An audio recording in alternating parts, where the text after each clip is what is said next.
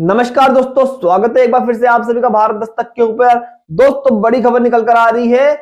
चंद्रशेखर आजाद लोकसभा चुनाव में देने वाले हैं मायावती और अखिलेश यादव को चैलेंज, यानी कि कड़ा मुकाबला। हाँ दोस्तों, जिस प्रकार से आपने देखा होगा कि अभी 5 राज्यों के चुनाव परिणाम आए हैं, जिसमें से राजस्थान, जो छत्तीसगढ़ है, जो मध्य प्रदेश है, यहाँ पर बीजेपी ने प्रचंड बहुमत हासिल किया है।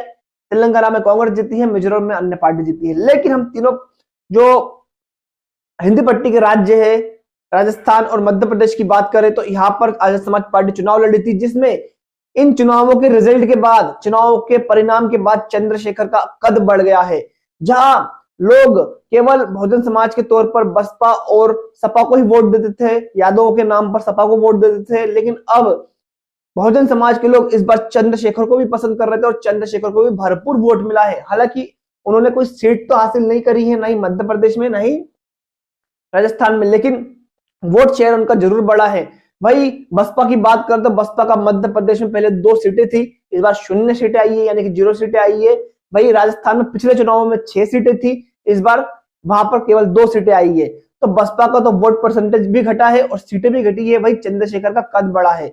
हाँ दोस्तों, ये रिपोर्ट देखिए आप अपने स्क्रीन के ऊपर, जिसमें साफ बताया गया है कि जो 3 राज्यों के चुनाव परिणाम आए हैं, खासकर जिसमें से हम 2 राज्यों की बात करेंगे, राजस्थान और मध्य प्रदेश की, जिसमें अखिलेश यादव और मायावती को कड़ी चुनौती देने के मूड में दिख रहे हैं चंद्रशेखर आजाद। लोकसभा से पहले उनका बड़ा कद। और दोस्तों, जैसा कि चंद्रशेखर भी बता चुके हैं कि राजस्थान में 2 सीटें थी जहां पर वो दूसरे नंबर पर रहे थे, जहां पर उनको 74,000 और कहीं पर 55,000 करीब वोट मिला था एक सीट के ऊपर।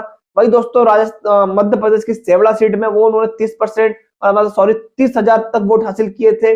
भाई मध्य प्रदेश की कुछ सीटों पर आजाद समाज पार्टी तीसरे नंबर पे भी रही थी, जहां पे पहले बसपा रहती थी। तो ये सारी चीजें देख के, इस पूरा सिनेरियो देख के समझ में आता है कि राह आसान नहीं होगी मायावती जी और चंद्रशेखर, मतलब मायावती जी और अखिलेश यादव के लिए चंद्रशेखर को काटना, क्योंकि चंद्रशेखर की जो लोकप्रियता है लगातार दलित युवाओं के बीच में, बहुजन युवाओं के बीच में बढ़ते जा रही है। जिस प्रकार से उनका संघर्ष रहा है, जिस प्रकार से वो बहुजनों की लड़ाई लड़ रहे हैं, इससे क्या हो रहा है कि अब बहुजन वोट मायावती जी से कटकर और अखिलेश यादव से भी कटकर चंद्रशेखर के साइड शिफ्ट हो रहा है, जैसा कि हमें अभी चुनाव में देखने को मिला है।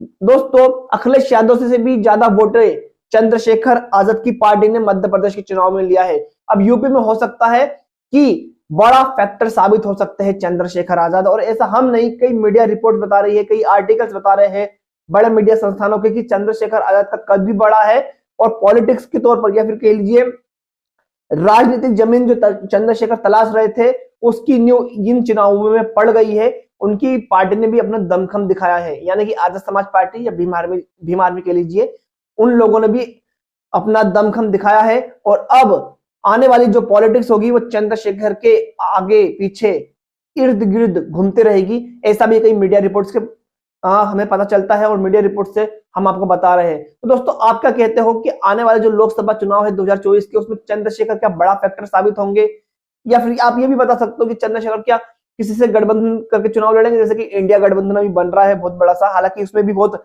लड़ाइयां चल रही है अखिलेश यादव, कमलनाथ और राहुल गांधी के बीच में। लेकिन अगर कोई गठबंधन बनता है तो उसमें चंद्रशेखर अगर शामिल हो जाते हैं तो बहुत बड़ा फैक्टर हो सकते हैं जीत के लिए इंडिया गठबंधन की। या फिर अगर वो अकेले लड़ते हैं तो वो क्या एक अच्छी अचीवमेंट हासिल कर सकते हैं लोकसभा में, ये भी आप नीचे कमेंट करके बताइएगा।